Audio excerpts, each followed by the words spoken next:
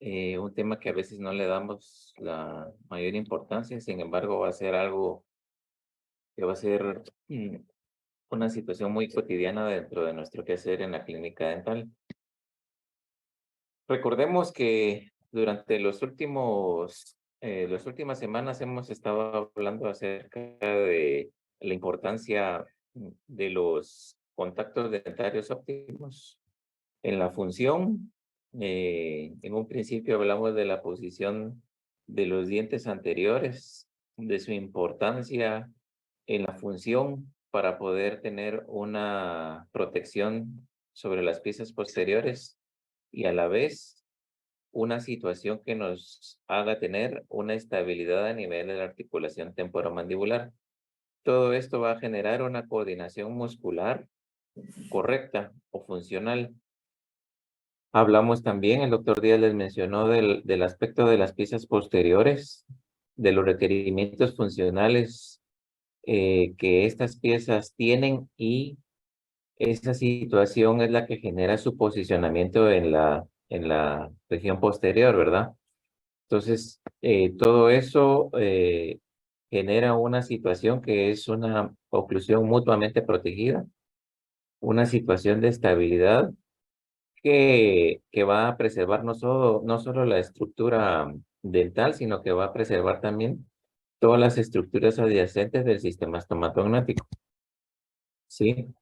Por lo tanto, cuando hay una situación de inestabilidad, se va a generar pues una situación desfavorable para todo el sistema, ¿sí? Entonces, por ejemplo, aquí lo ideal, ¿verdad?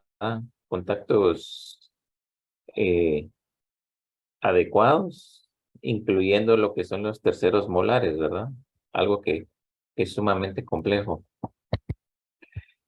Entonces, cuando empezamos a tener problemas de pérdida de piezas, vamos a generar inestabilidad.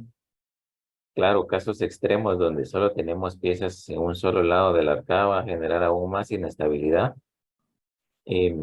Las articulaciones van a estar pivoteando, no va a haber una función correcta del sistema.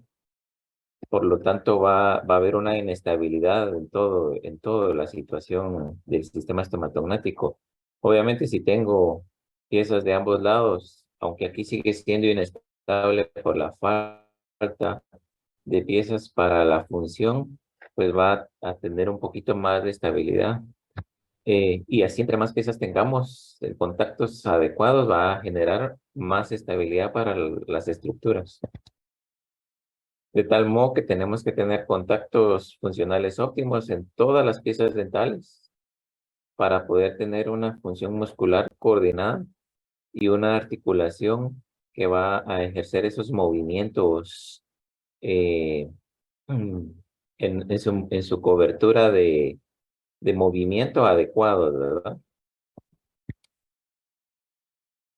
Esa musculatura tiene una capacidad de que genera la fuerza del sistema. ¿Sí? Todo esto funciona por esta fuerza o acción muscular. Esa fuerza o acción muscular, como recordamos en las primeras clases, está coordinada por esa función sensitiva de los dientes anteriores, ¿sí? En la función que generan esas piezas anteriores para coordinar todo. Si esto se descoordina, obviamente, ¿qué va a pasar con la musculatura? No va a funcionar bien, va a estar alterada. ¿Ok?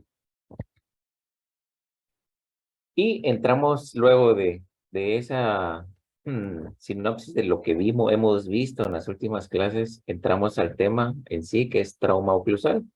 Y cuando nosotros hablamos de la palabra trauma, estamos hablando de algo que nos está generando daño, ¿sí? Y si le ponemos de apellido oclusal, nos estamos refiriendo a una situación de las piezas dentales. Sin embargo, este término que fue acuñado en 1901 por Caroli tiene muchos términos que ustedes pueden encontrar que son sinónimos de trauma oclusal, como trauma ocluso periodontal, trauma periodontal, efecto de Caroli. Todos esos son sinónimos de este término, trauma oclusal. Estos señores que son periodoncistas señalaron que oclusión traumática es un esfuerzo oclusal anormal que es capaz de producir o ha producido lesión en el tejido de soporte, ¿sí? Una fuerza en la masticación que genera lesión en el tejido de soporte. Además, señalaron que Glickman, otro periodoncista, propone el concepto de trauma como factor codestructivo en el avance de la periodontitis. O sea, Glickman ya mezcla una situación de daño del periodonto aumentado por un factor de fuerza sobre los dientes que va a generar más daño del que ya está generándose por el problema periodontal, ¿sí? De tal modo que el trauma oclusal se suele clasificar en dos tipos de trauma oclusal, el primario y secundario. Del primario, vamos a hablar que tenemos una fuerza traumática en el sistema. ¿Quién nos genera esa fuerza traumática? La musculatura, ¿sí? Los músculos de la masticación generan una fuerza aumentada sobre las estructuras dentales. Por ejemplo, esta radiografía nos muestra, no es la mejor manera de verlo, pero para que hagamos un análisis de esto. En esta radiografía vemos las estructuras dentales y vemos, por ejemplo, que al momento de que están erupcionando los terceros molares, ese empuje que se genera para hacer el espacio en la erupción ha hecho que las piezas se muevan, ¿sí?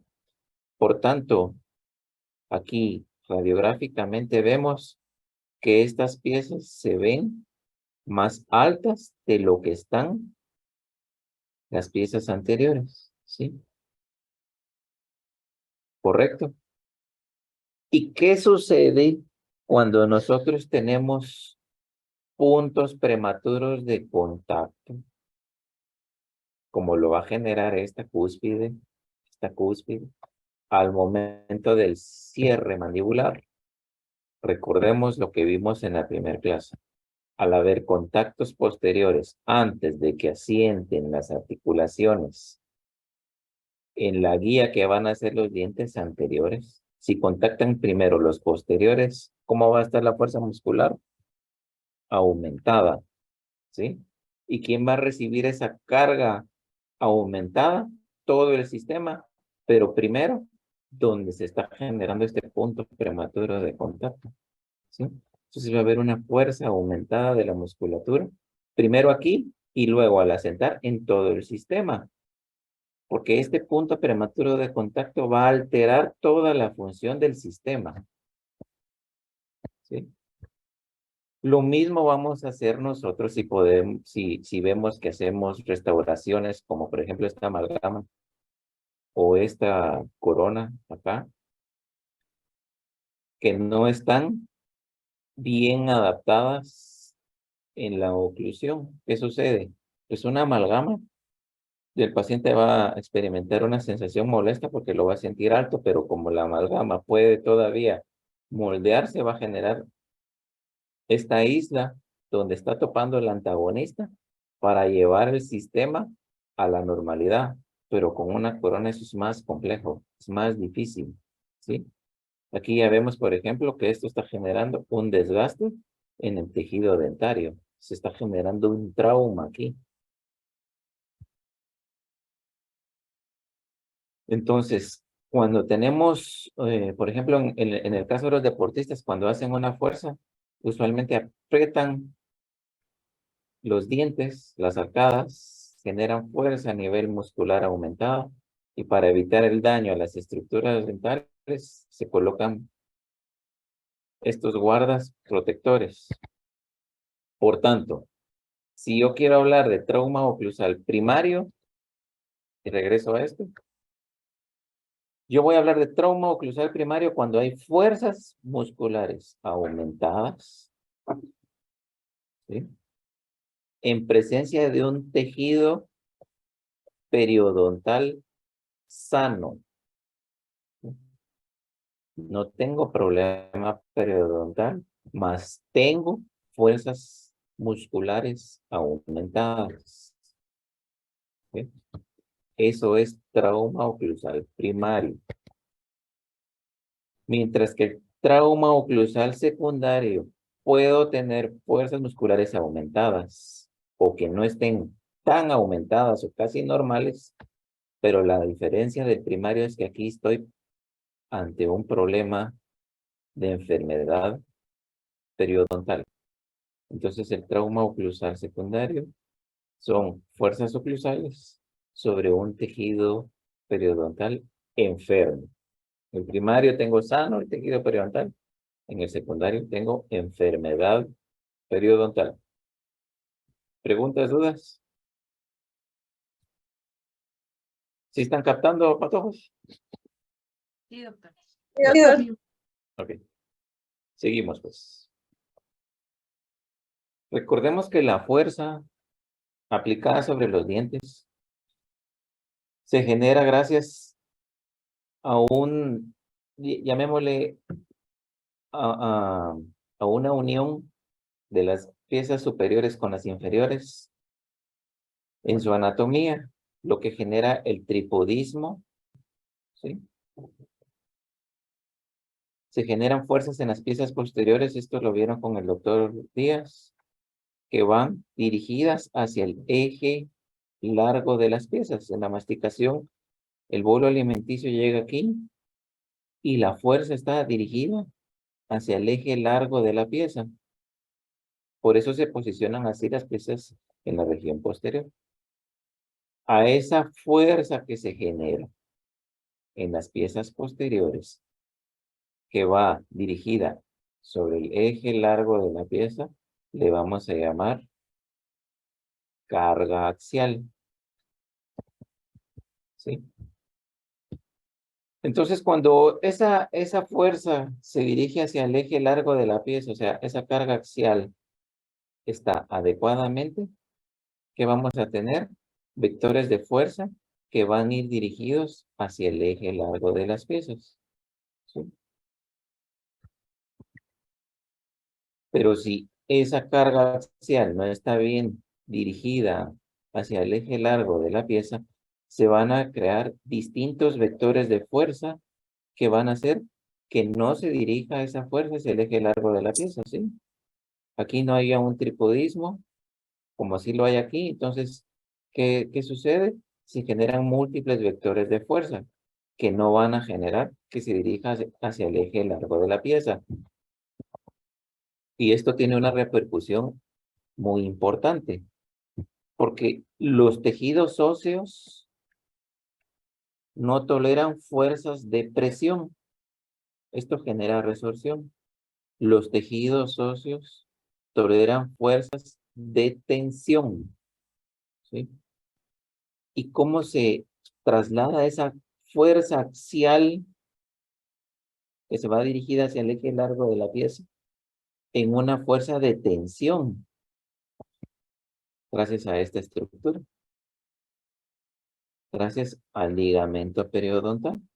Viene la fuerza que está dirigida hacia el eje largo de la pieza y esta estructura, al tener la presión, esa fuerza, esa carga axial aquí, va a generar tensión entre el hueso y el ligamento. Entonces, esta fuerza que se está generando aquí al momento de masticar, se traslada hacia el hueso en una fuerza de tensión que sí es tolerada por el hueso. ¿Okay? Mientras que si las fuerzas están dirigidas hacia múltiples lados, no da chance de que este ligamento pueda resolver esa situación de fuerza para poder ser dirigida correctamente hacia el hueso. ¿Okay?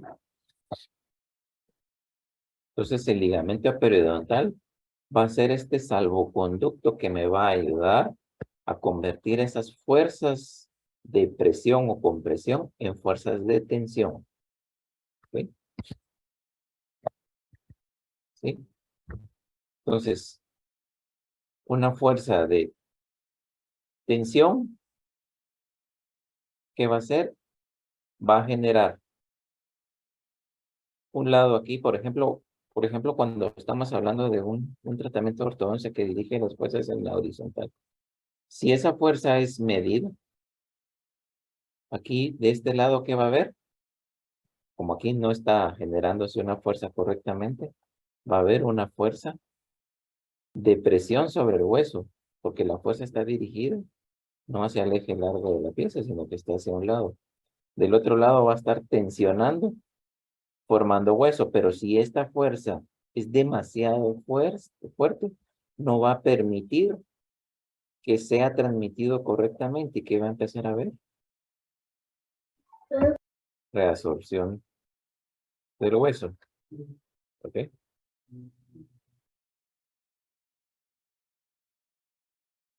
Seguimos, pues. ¿Dudas? ¿Preguntas? Por ejemplo, este caso. Ausencia del primer molar inferior. Ausencia del primer molar inferior. Terceros molares. Malposición. Empujando hacia el espacio. La segunda molar. Una inclinación de la segunda molar. Hay una desorganización total aquí oclusal. ¿Qué va a suceder cuando este paciente mastique? ¿Cómo se van a transmitir las fuerzas? ¿Será que se van a transmitir hacia el eje largo de las piezas? No, ¿verdad? ¿Qué va a suceder? Van a haber fuerzas desmedidas que no van a generar la posibilidad de transmitir adecuadamente por el ligamento periodontal esas fuerzas del eje largo hacia el hueso, generando problemas de reabsorción. ¿Sí? Claro, este paciente es joven. Conforme va pasando y transcurriendo el tiempo, esto se va a hacer aún más evidente. ¿Sí? ¿Sí? Por tanto, tenemos que tomar en cuenta que siempre que tengamos una máxima intercuspidización, lo ideal es que cuando se haga el cierre mandibular, se genere máxima intercuspidización, recuérdense, en una relación céntrica o lo más cercano a esto. ¿Sí? Y que al momento del cierre, por ejemplo, en la masticación, las fuerzas sean dirigidas ¿hacia dónde? Hacia el eje largo de las piezas. ¿Ok? Ok. Entonces ya hablamos del problema de las piezas posteriores, pero aquí hay una situación aún compleja, que la articulación temporomandibular no solo hace movimientos de apertura y cierre, no solo hay masticación, sino que también tenemos movimientos excéntricos, lateralidades, protrusiva, retrusiva, y cómo se va a proteger el tejido si yo estoy hablando de que las fuerzas tienen que ser dirigidas hacia el eje largo de la pieza.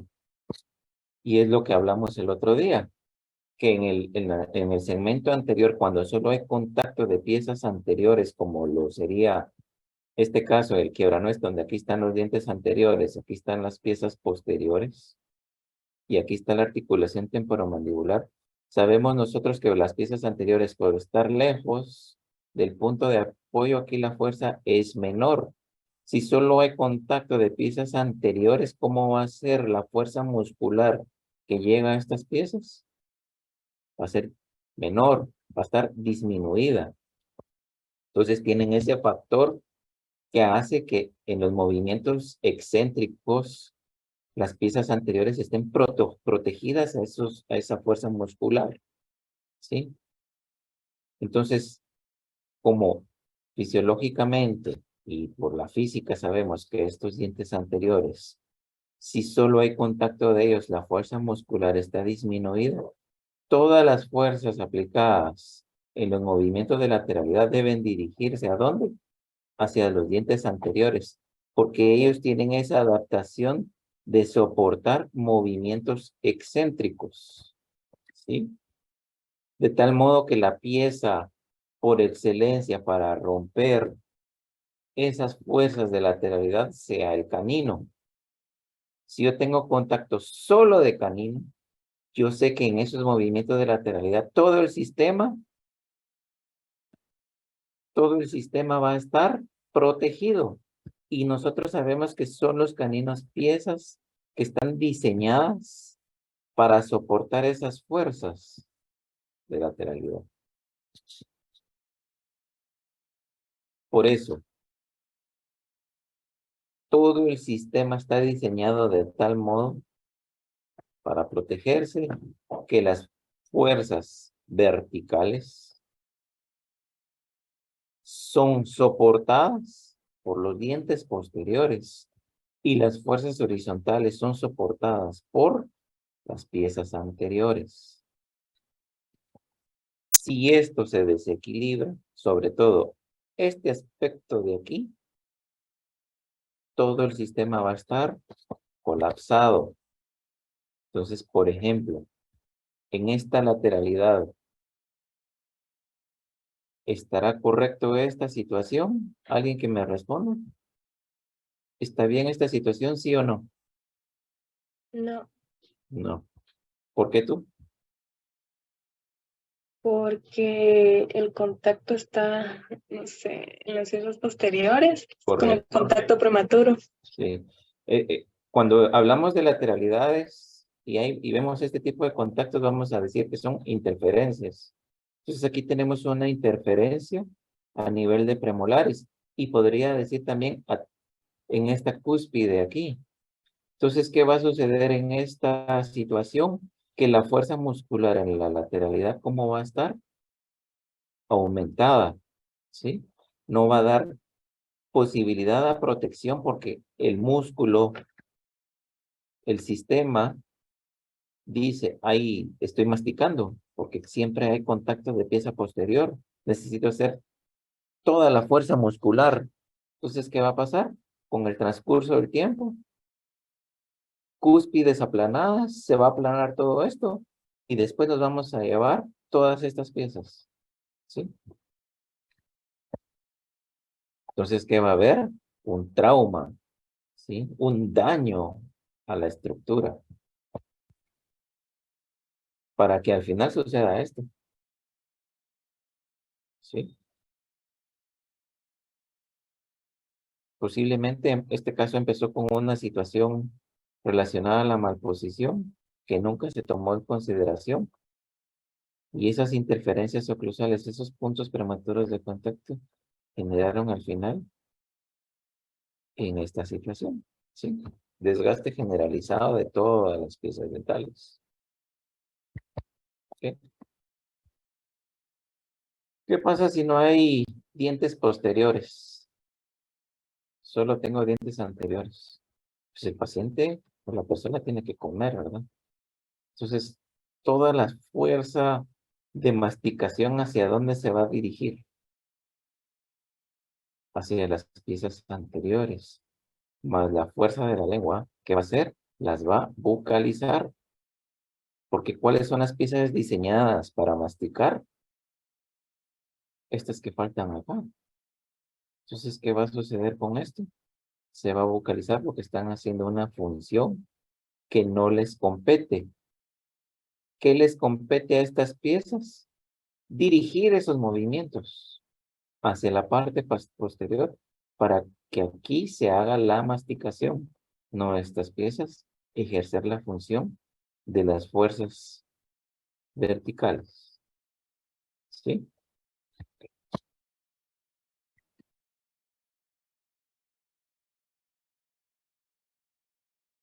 En tercer año, el doctor Díaz les mencionó algo muy importante. Les mencionó que aquí existen nociceptores, propioceptores en el tejido periodontal, ¿sí? Que van a ayudar a mantener unos reflejos neuromusculares para la protección. Por eso es que cuando estamos comiendo un, un pan con pollo, por ejemplo, ¿sí? Un pan con ensalada de pollo. Nosotros sabemos que la textura va a ser suave, que vamos a estar comiendo algo que va a ser suave. Pero resulta ser que cuando hicieron esa ensalada de pollo, se fue un hueso. ¿Qué sucede cuando en el sistema llega un hueso aquí? ¿Qué nos pasa? Sentimos, hacemos la masticación, sentimos, hacemos el ejercicio de, esto está duro, voy a abrir la boca. No, existe ese reflejo neuromuscular que al sentir esa situación o ese cuerpo extraño duro aquí, ¿qué va a hacer la boca? Abrir, porque sintió que había algo que no estaba de acorde a la situación que estaba haciendo en ese momento, que era masticar algo suave, ¿sí? Entonces, esos son los reflejos neuromusculares que tenemos. Por eso, nociocepción y propiocepción que tenemos sobre todo en el ligamento periodontal, ¿sí? Y normalmente la fuente más común de fuerza oclusal anormal, ¿qué va a ser? El bruxismo.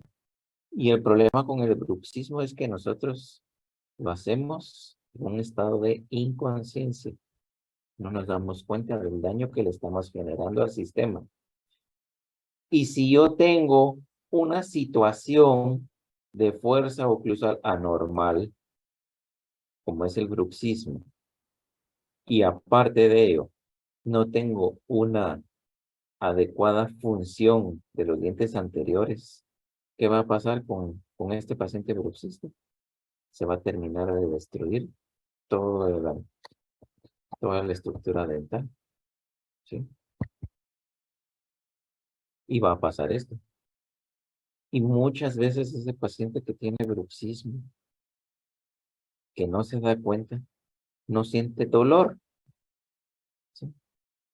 Porque esa propiocepción, conforme va pasando el tiempo, esto se va volviendo crónico, va haciendo que toda la propiocepción se vaya también disminuyendo, ¿sí?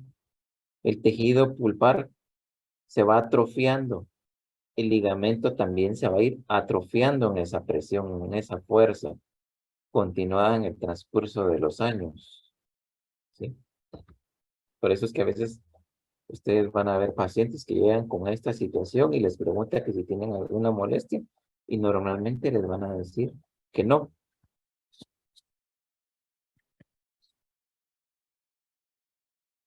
En una situación normal, la fuerza de masticación va a ser aproximadamente de 25 libras por pulgada cuadrada. En el paciente bruxista, esto se puede triplicar, ¿sí? Y aparte con un componente horizontal, no solo de masticación. Recuérdense, el paciente bruxista está haciendo movimientos excéntricos, ¿sí? Entonces, este trauma puede resultar por esas fuerzas aumentadas, como lo que sucede en el paciente bruxista. Puede suceder por problemas periodontales en ausencia de una fuerza muscular aumentada. Puede ser una fuerza muscular que no está aumentada, pero con problemas periodontales. Que tiene una fuerza aumentada aquí es un traumatismo oclusal primario, porque suponemos que el tejido periodontal está sano. Pero aquí, ¿cómo está el tejido periodontal? Enfermo. ¿Qué tipo de trauma oclusal sería este? Secundario. Y en este caso, donde yo tengo una restauración mal adaptada, generando un punto prematuro de contacto, pero en presencia de un periodonto sano, ¿qué tipo de trauma oclusal va a ser? También va a ser un trauma oclusal primario, ¿sí? Y hay diversos factores que nos pueden ir generando situaciones relacionadas a trauma, como por ejemplo, patrones de masticación unilaterales o restringidos. Este paciente, como no tiene piezas posteriores del lado izquierdo, va a masticar más del lado derecho, o sea, donde se va a dirigir la concentración de la fuerza, de este lado o del otro. Obviamente del lado que tiene más piezas, ¿sí? Y es bien curioso que la placa y los cálculos se van a depositar más en el lado donde no se mastica, ¿sí? Aquí tenemos un problema gravísimo periodontal, ¿verdad? Curiosamente, cuando ustedes vean un caso así y hagan una evaluación y le digan al paciente que va a hacer, que le van a hacer una limpieza después de que quiten esto, que va a ser algo así como desenterrar al Titanic, se van a dar cuenta que cuando ustedes hagan esto, el paciente les va a decir, pero mire, yo no tenía los dientes flojos y ahora me quedaron súper flojos. Entonces tiene que explicar al paciente que estas piezas, lo más seguro es que estas piezas se van a perder, que están prácticamente ferrulizadas por esta placa dentobacteriana que tenemos aquí. Entonces la pérdida de las molares desorganiza esto. ¿Qué está sucediendo aquí? Con el transcurrir del tiempo, esta pieza se está extruyendo, ¿sí? Aquí tengo un problema periodontal, ¿sí? Miren, problema periodontal, con fuerzas oclusales aumentadas. ¿Por qué? Primero, porque aquí debe de haber interferencias en los movimientos excursivos. Segundo, las fuerzas de la masticación no están dirigidas hacia el eje largo de la pieza, lo que ha generado destrucción del tejido y una codestrucción de esta situación.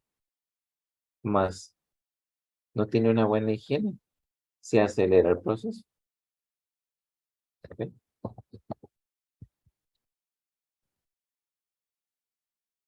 La inclinación de las molares inferiores y extrusión de molares, que fue lo que vimos ahorita, va a generar toda esta situación, ¿verdad? Y normalmente esas piezas inclinadas van a generar interferencias oclusales y puntos prematuros de contacto, ¿sí? De tal modo que la pérdida de cualquier pieza dental va a desorganizar todo el sistema y va a generar problema en la función. Como les repetí en una de las diapositivas anteriores, el paciente tiene que masticar, sus requerimientos funcionales se van a dirigir hacia las piezas anteriores. ¿Y qué va a suceder? Ante la imposibilidad de distribuir la fuerza hacia las piezas posteriores, que son las encargadas de la molienda, el desajuste de esto es la vocalización de las piezas anteriores. ¿Sí? Vocalización de las piezas anteriores más el problema periodontal. ¿Sí? Extrusión de las piezas posteriores por ausencia de la pieza antagonista, que va a generar fuerzas anormales, inclinaciones, reabsorciones del hueso.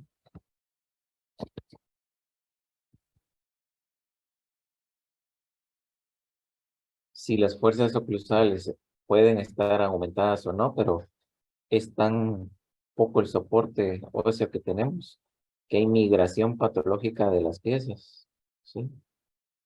Miren esta migración patológica, que la misma fuerza muscular de la lengua está empujando todas las piezas, ¿sí? Este paciente cuando mastica aquí tiene un trauma ocluso periodontal tremendo, ¿verdad? Si es que eso le podemos llamar masticación. ¿Sí? Observen esta situación.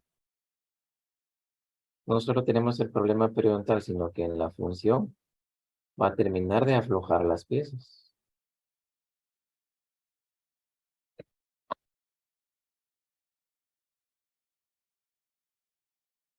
En una caries no va a haber esa situación de tripodismo. No hay una relación cúspide-fosa, aquí hay cúspide-hoyo. Y esto que va a generar desestabilización. ¿Sí? Por ende, hay un trauma oclusal.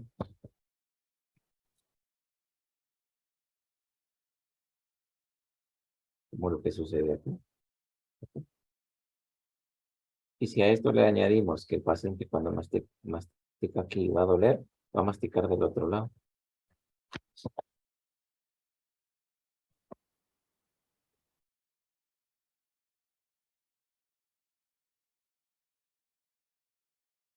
La malposición dental. Esta situación puede ser el resultado de alteraciones del desarrollo sistémicas como enfermedades broncorespiratorias. ¿Por qué broncorespiratorias? Porque el paciente va a estar con la boca abierta tratando de respirar, entonces hay más fuerzas musculares aumentadas, no hay un desarrollo adecuado del músculo buccinador, entonces va a haber arcos estrechos y las piezas cuando estén erupcionando no van a tener suficiente espacio para entrar al arco, entonces va a haber apiñamiento dental. Y si hay apiñamiento dental, recordemos que estas estructuras son estructuras que se adaptan. Entonces, al haber apiñamiento, va a haber un desajuste de la oclusión. Aquí, este canino que está apiñado ha empujado la pieza superior hacia bucal, ¿sí? Entonces, ¿qué va a suceder? Va a haber un desajuste de todo el sistema, va a haber trauma aquí. Ya hay una inflamación del tejido periodontal, ¿sí? Entonces esto, conforme va pasando el tiempo, va a generar más destrucción del tejido periodontal y como consecuencia, movilidad de las piezas dentales, ¿sí? Los hábitos oclusales que se genera cuando el niño está chupándose su dedo, fuerzas musculares aumentadas, bucalización de las piezas anterosuperiores, mineralización de las piezas anteroinferiores. Por tanto, esto que va a generar una mala función de la vía anterior, por tanto, no va a haber protección de las piezas posteriores. ¿Sí?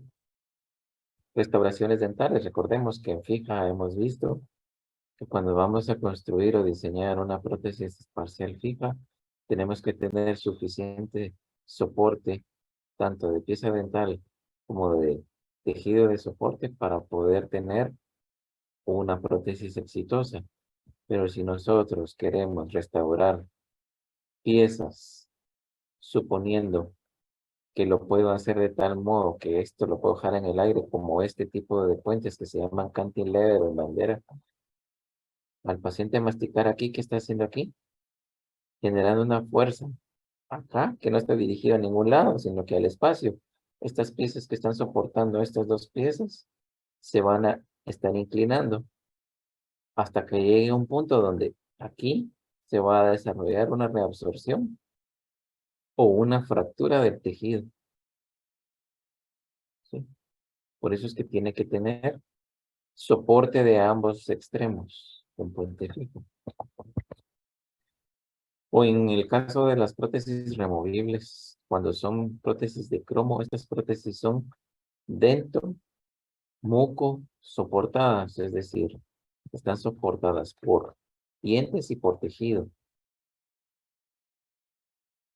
para ayudar a que el tejido no se reabsorba, porque recordemos que este paciente cuando mastique, es cierto, va a dirigir las fuerzas hacia los dientes, pero Lastimosamente, ante la ausencia de piezas, también las fuerzas van a estar dirigidas hacia el hueso por la prótesis. Entonces, va a ayudarse un poco el hecho de tener topes aquí para que no sea tan traumático para el hueso, que ya sabemos que el hueso tolera fuerzas de tensión y no de presión. Aquí lo que se está generando al final son fuerzas de presión, pero al tener topes va a ayudar un poco a que no sea tan drástica esa fuerza.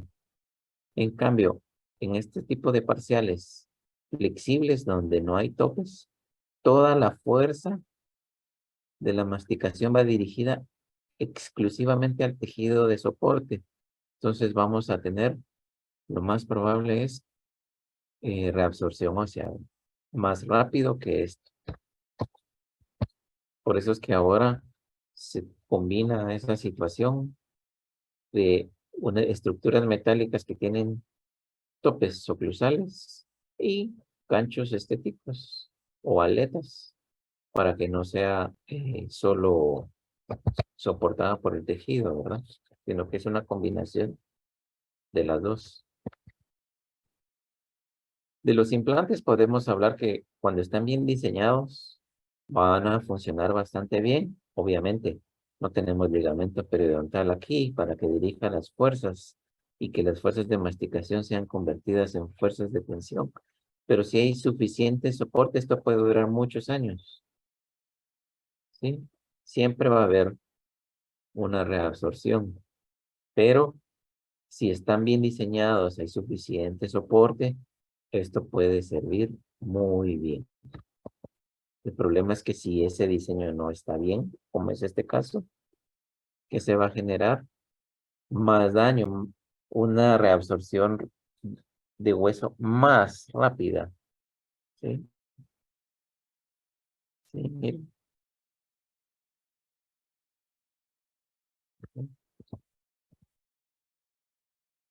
Otra situación que va a generar desplazamiento de las piezas y por ende que las fuerzas no sean dirigidas adecuadamente hacia los tejidos de soporte son las neoplasias.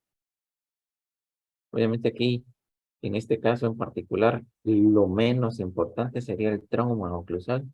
Lo más importante de este paciente sería salvar su vida, eliminando lo más que se pueda este tejido y a la consecuencia de eliminar esto, pues el tratamiento que va a conllevar posterior. Pacientes que son epilépticos y toman fenitoína o dilantin sódico van a generar inflamación del tejido y si hay inflamación del tejido, va a haber desplazamiento de las piezas, van a haber fuerzas oclusales aumentadas, va a haber un trauma oclusal. La gingivitis, por más leve que sea, puede generar movimiento dental que va a desorganizar la función. Como consecuencia, podemos generar trauma oclusal y obviamente una enfermedad periodontal avanzada, no digamos, no va a haber una fuerza muscular coordinada, va a haber fuerzas aumentadas, disminución de la función, aumento del tono muscular y como consecuencia pérdida de las piezas dentales, ¿verdad? Las fracturas, lo primero acá es estabilizar al paciente. Entonces a veces estas fracturas no quedan totalmente alineadas, se van a generar problemas oclusales que luego deben de ser solucionados para no generar también problemas a los tejidos de soporte o pacientes que tienen un problema endodóntico y es necesario el abordaje a nivel del ápice, una apicectomía o una cirugía apical. Esto le va a generar menos soporte a la pieza y si hay fuerzas oclusales aumentadas, esta pieza al final va a fracasar. ¿Sí? Durante el cambio de la dentición primaria, pues también hay una situación donde se genera un trauma oclusal, pero este es transitorio porque es mientras se van acomodando las piezas. Entonces, por eso les van a preguntar por qué un niño rechina los dientes, pero es por esta misma situación, por el cambio de la dentición. ¿Sí? Eh, Normalmente el ortodoncista cuando está haciendo sus etapas finales en el ajuste va a ayudarse a eliminar esos esos puntos prematuros y esas interferencias oclusales en su análisis para poder solventar esos puntos prematuros y no generar daño al tejido. Y como consecuencia, fracaso del tratamiento. ¿Sí? Si todavía tenemos suficiente tejido que pueda servir de soporte, lo que podemos hacer en casos donde la periodontitis no está tan avanzada y no hay necesidad de eliminar piezas, ferulizarlas para tratar de solucionar el problema periodontal y a la vez ayudar un poco con la función. Es importante que establezcamos un buen diagnóstico para verificar que hay los suficientes topes al momento del cierre mandibular, ver que esté funcionando bien la guía anterior y luego el asentamiento de las piezas posteriores en la masticación. Entonces es básico ese análisis oclusal. Obviamente, esto se puede ayudar uno también con un buen montaje de modelos en el articulador. Nosotros el tener un caso en el escritorio me va a ayudar a luego revisarlo clínicamente para ver si lo que yo tengo en el escritorio coincide con esto, para poder brindarle una solución al paciente. ¿Sí? Y obviamente corregir todos esos problemas de malposición como lo es la ortodoncia, ¿verdad? Porque si este paciente queda así, ¿qué vamos a tener? Una guía anterior que no es funcional, piezas posteriores que no están funcionando adecuadamente, y la ortodoncia nos va a ayudar a corregir todas estas situaciones. Si no podemos corregir inmediatamente con un desgaste selectivo las piezas que están con puntos prematuros de contacto e interferencias, vamos a diseñar un aparato que es una guarda o férula oclusal. Este es un tema que va a hablarles el doctor Díaz en la próxima clase, que va a ayudar a estabilizar el sistema. ¿Sí?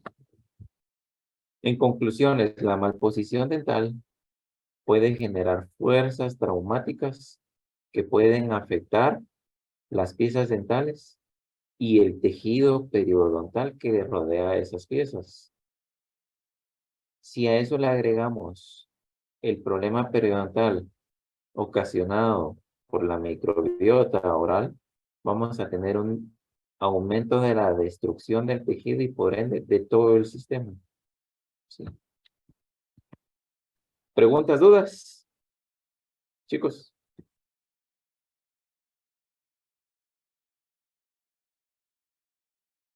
¿Estamos claros? Doctor, ¿Sí, tú? disculpe, dijo que el ligamento periodontal convierte las fuerzas de presión en fuerzas de tensión, ¿verdad? Así era. Correcto. Bueno, gracias. Correcto. Correcto.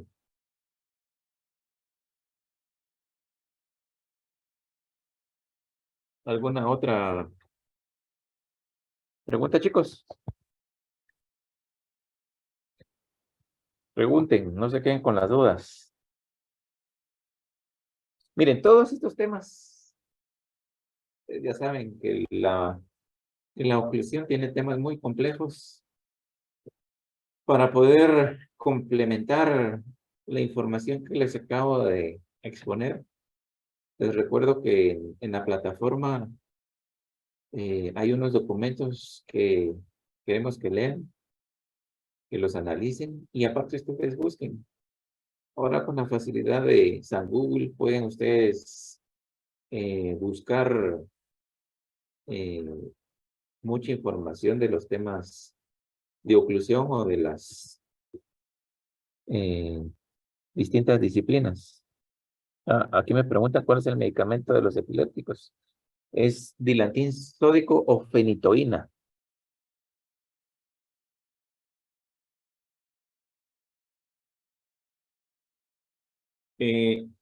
Entonces es importante la lectura. Si no leemos, estamos fritos. Es importante la lectura.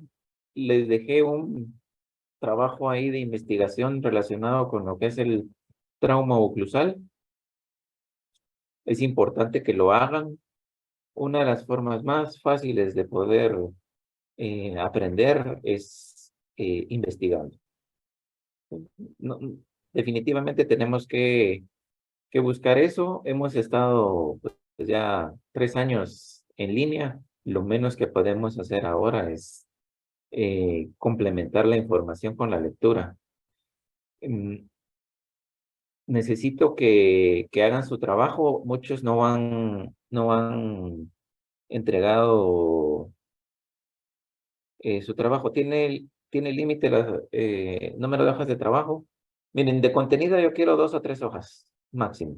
Ya, tampoco quiero que me hagan el manual del trauma oclusal 2023. No, solo quiero 2 o 3 hojas o páginas de investigación.